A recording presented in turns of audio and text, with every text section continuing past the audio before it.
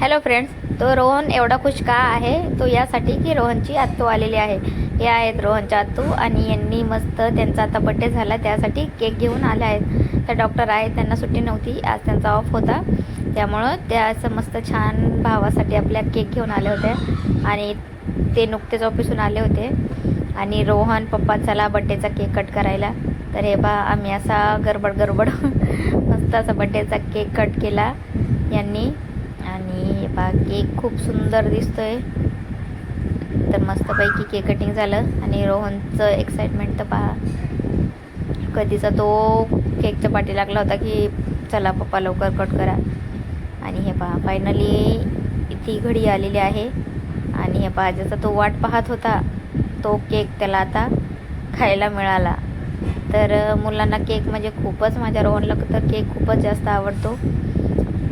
तुमचेही मुले असेच करतात का? मला कमेंटमध्ये नक्की सांगा. तर हे पहा मस्त आमचं केक कटिंग झालं आणि या दोघांची अशी मस्ती चालू होती.